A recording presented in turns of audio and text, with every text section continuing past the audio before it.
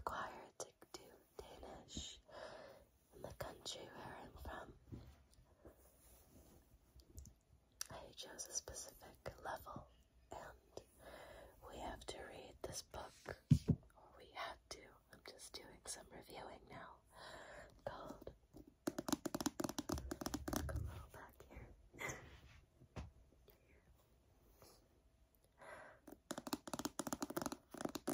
It's called Blomstertalen. It's written by, I don't know if I'm saying this right, Viviak Corneliusen. I don't know if I'm saying that right.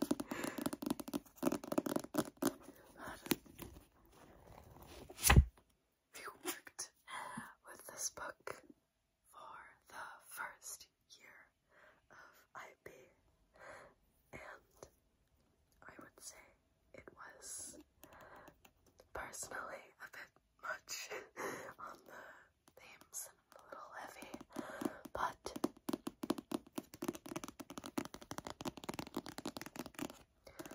I did somewhat enjoy it, and I'm gonna try and read a little bit of it as ASMR for this video. So, do a little reading on the back.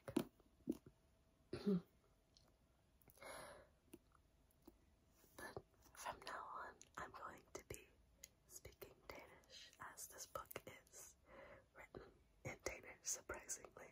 So I read it for Danish speak. But, you know, in the back, it starts off with saying, "Hvad er mit navn? Jeg har ikke et navn. Jeg er bare et død." Hun oplevede det første selvmord, da hun var 13. Så vil hun begraves mellem de høje fjeld i den østgrønlandske by Tislak. For de navnløse grav på kirkegården i Blomsterdalen er dækket med blå, rød og pink plastikblomster, der skriger i det rene sne. Hun har en kæreste, hun elsker en omsorgsfuld familie, og hun er lige kommet ind på universitetet i Aarhus.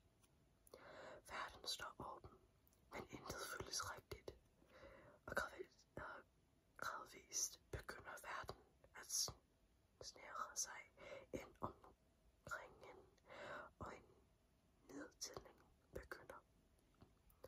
Blomsterdalen er en kuldslaget og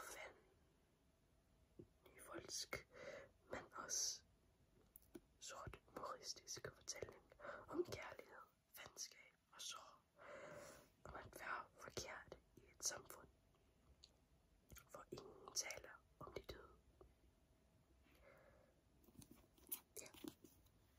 Yeah. I don't know if you heard me reading correctly, but I hope it picked up on the film-like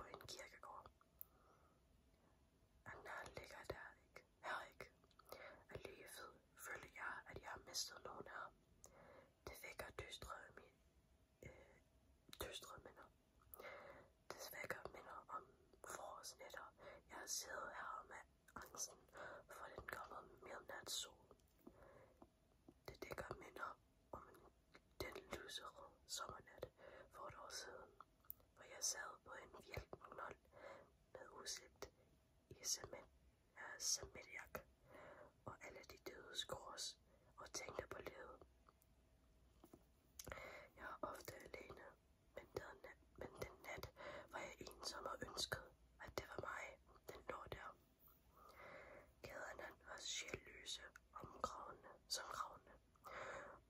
og en rav kom flyvende forbi og landede på et af korsene tæt på mig. Den sorte fjer skinnede, den sorte øjne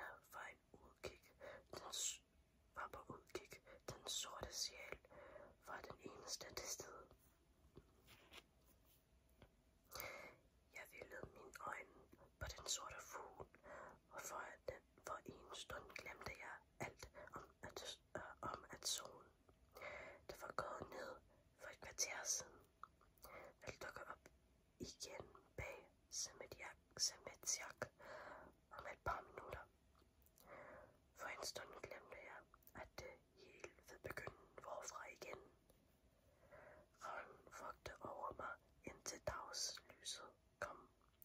Så fløj den væk og efterlod mig med de døde.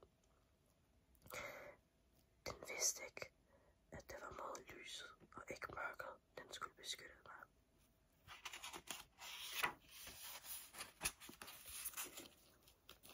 Den says det, eller skal jeg sige, den siger det på en blank.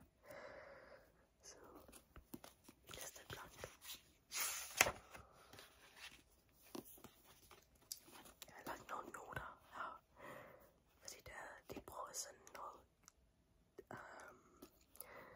grønlandsk ord i bogen.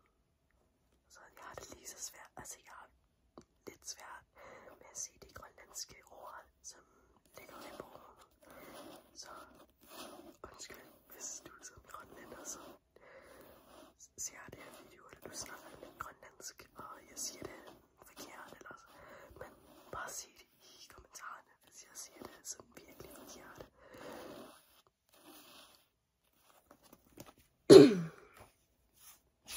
Se.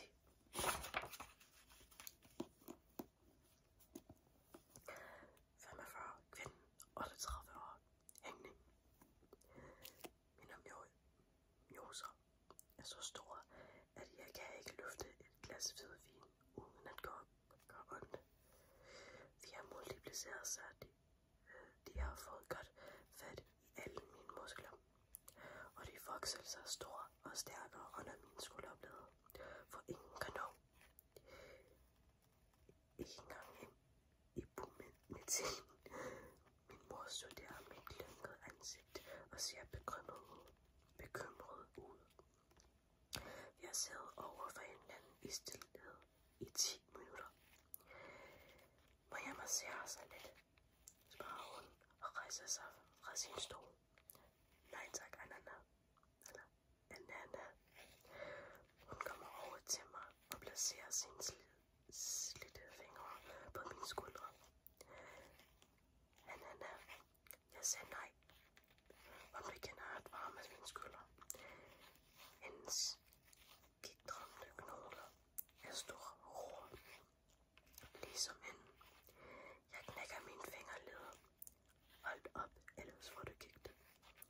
Jeg begynder at scrolle på Facebook og stopper op, da jeg ser et billede af et kvinde og en masse knuste emoji-hjerter. På kvindens brystkasse står der en neongrønt 1981 til 2018 RIP, eller RIP. Hvem er det? Spørger hun. Hun kommer helt tæt på og trækker vejret, så det susser i mit.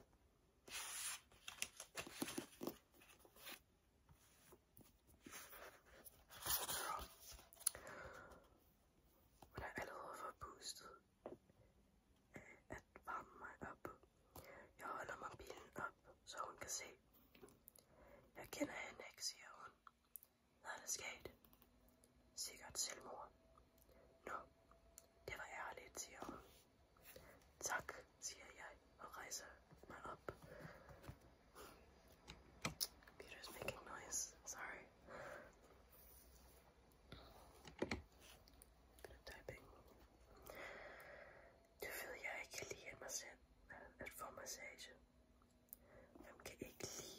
massage.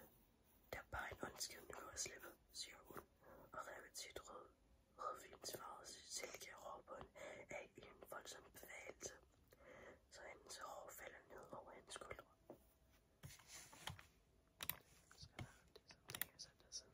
Turn off and start making a lot of noise. Sorry.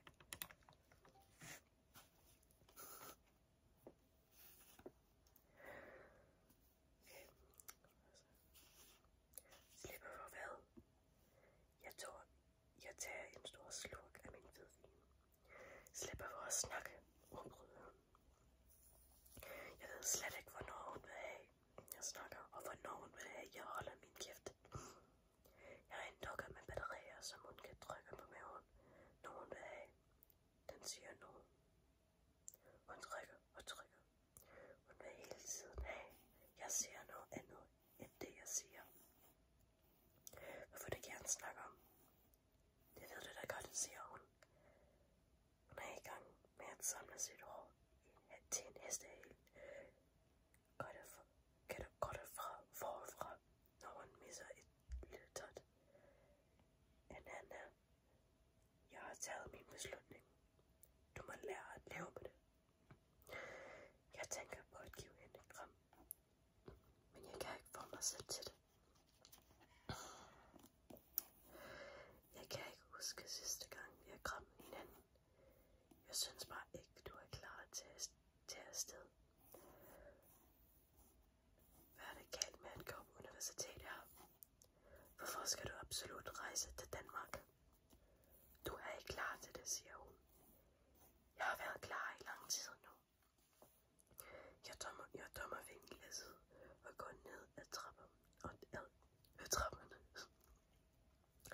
Jeg fæder badekar op med næsten gående vand. Jeg trykker hårdt på body shampooen, så små bobler flyver rundt i badeværelset. Den sviger, da jeg kommer i, men inden for et par minutter er jeg allerede følelsesløs. Jeg lukker mine øjne og forestiller mig, at jeg er i Italien en sen sommeraften. Men så banker det på døren. Anna kommer ind med et glas vin og stiller det på et lille bord ved siden af mig. Hjælper det let på dit mørser? Spørger hun med dukkebriller. Hun nikker og hæver øjenbrynene. Hun står stille og venter på, at der sker et eller andet. Jeg skylder mine patter med skum. Hun falder ikke hentet.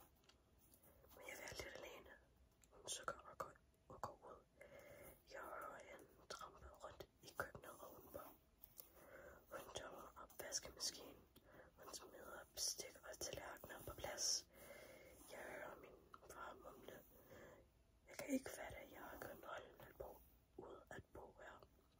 Jeg kan ikke bare forstå, hvorfor hun ikke gider at snakke med mig, udbryder hun til min far.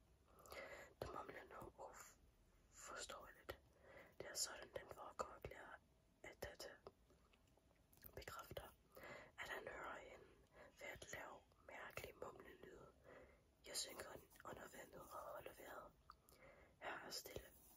Min rygerlunger skriger efter vejret efter et halvt minut, men jeg bliver hernede i halvandet minut mere. Jeg tæller sekunder. 2 minutter i stillhed.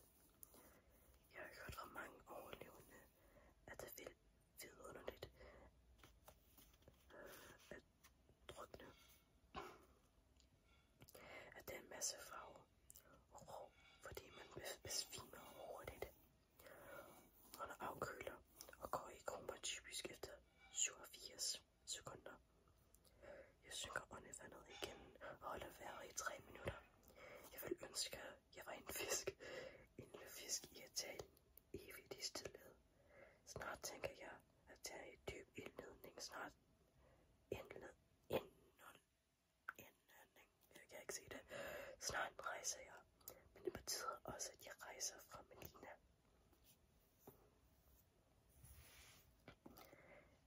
Anna brunsovs, som Edith havde lavet til frikadellerne. Så var hun i gang med at piske manisk i køkkenet. Men Edith hælder sin tykt flydende sovs over hele sin tallerken og protesterer i stillhed. Jeg skærer min mobil hvert 10. sekund og sluger den ene frikadelle efter den anden.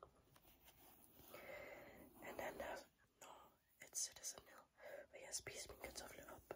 Du skal huske at være sparsom med salt og mel. Du ved for meget, du brutter, når du får for meget mel til jorden. Ja, vi spiser. Har du pakket, spørger hun, og dypper sin frikadelle i sin brunsovs. Jeg ryster på hovedet. Den er kun 1 uge tilbage. Altså til. Du skal først vaske tøj, sortere, rydde op, finde plads i kufferten.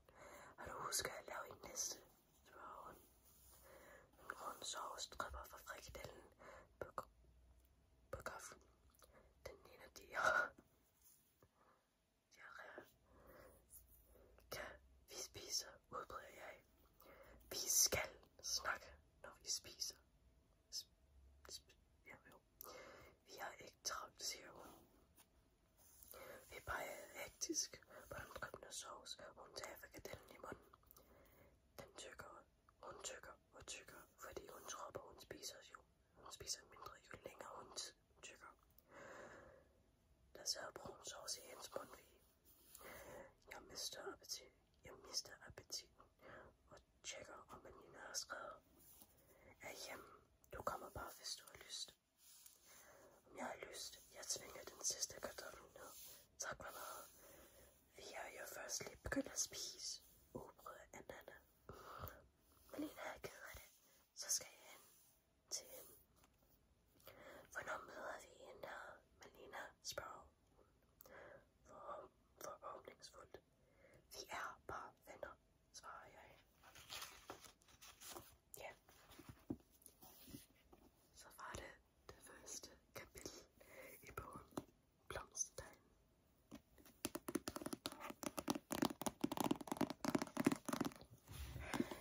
Switching back to English now, but I hope that whoever is watching this enjoyed the video, and if any Danish speakers here want to give me some little tips or whatever, then as you can